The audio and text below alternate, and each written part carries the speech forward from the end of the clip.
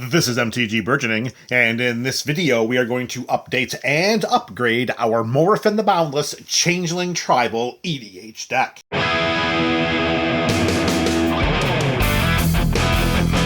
Welcome back to the Up and Up series. Today it's Morophon the Boundless and our Changeling Tribal deck. If you are unfamiliar with the scope of this deck, you can look in the description of this video for this build's deck tech, the up to the moment deck list, as well as a link to this build's video primer series.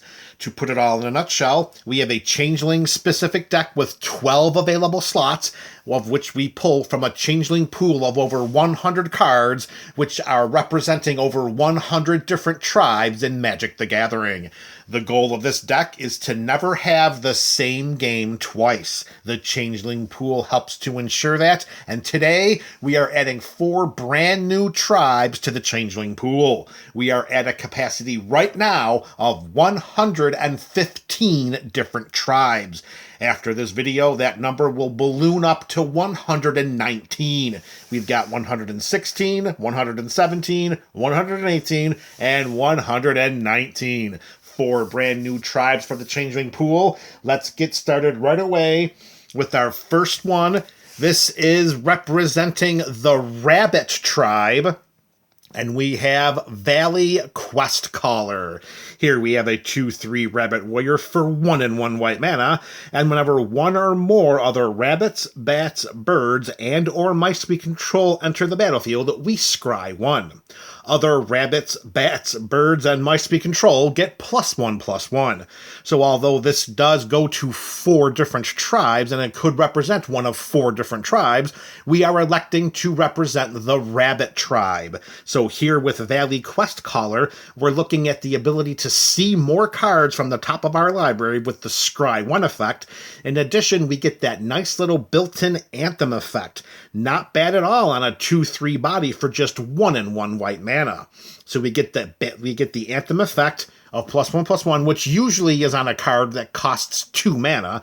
A 2/3 body for 2 mana is awfully generous as well, and in addition, we have that Scry 1 ability. Card advantage and battlefield enhancement. The Rabbit tribe is welcomed with arms wide open in the Changing pool as tribe number 116. Alright, MTGBC, here we go. 117, that's the tribal number of this next card. And that tribe is the Otter tribe, and it is being represented by Valley Flamecaller. Here we have a Lizard Warlock on a 3/3 body for 2 and 1 red mana. If a Lizard, Moose, Otter... Oh, I made a mistake here with this. Oh, yeah, this is Otter. Never mind. Let's just edit that last part out. If a Lizard, Moose, Otter, or Raccoon we control would deal damage to a permanent or player, it deals that much damage +1 instead. So here we have a somewhat modest damage accelerator as any one of our changelings that's going to deal combat damage. Actually, it's any kind of damage. Keep that in mind. It doesn't have to be combat damage. This also will work with direct damage. So whenever any of our changelings are going to deal damage, it's going to deal that much +1. This will help us, to create some combat headaches for our opponents.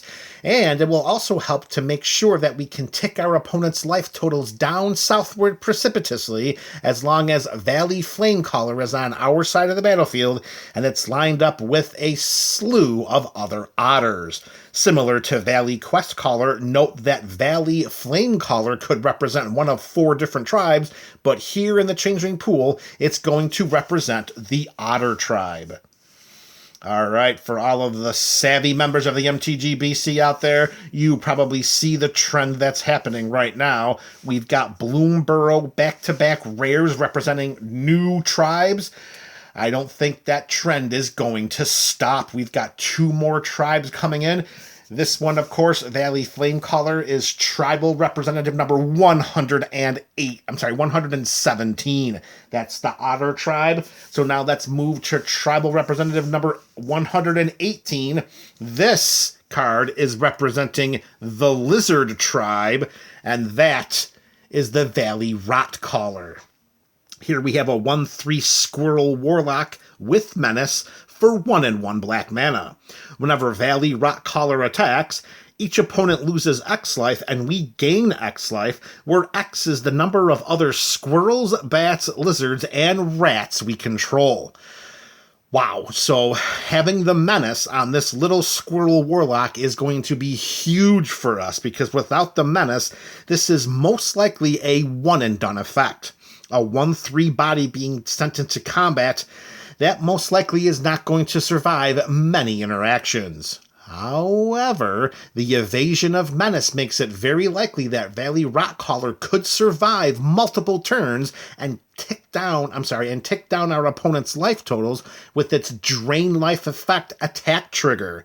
Very, very sneaky card here, and similar to the Quest Caller and the Flame Caller, this Rockcaller could represent one of 4 different tribes, but here it's all about the lizards. Also keeping in mind, all of our changelings are all creatures at all times, so as long as we've got a slew of them on our side of the battlefield, and one of our opponents has 1 or no creatures on their side of the battlefield, we can tip the Valley Rockcaller sideways, send it into combat at that opponent, triggering its life drain ability, where our opponents are going to lose X life and we gain X life, where X is the number of other squirrels, bats, lizards, and rats we control, and Valley Rockcaller will survive that combat outside of any direct interaction, and then we can do it again next turn. Very, very sneaky way. Could be a potential win condition in this build, particularly if we have enough creatures on our side of the battlefield that may or may not necessitate the presence of 1 Maskwood Nexus. So, tribe number 118, you are welcomed into the Changeling pool, the Lizard Tribe. All right, MTG we're down to our 4th and final new tribe to make it into the Changeling pool. This will be tribe number 119. It is going to represent the Mouse Tribe, and that is going to be, there it is, the Valley Floodcaller. Here we have a 2/2 Otter Wizard with Flash for 2 and 1 blue mana. We may cast non-creature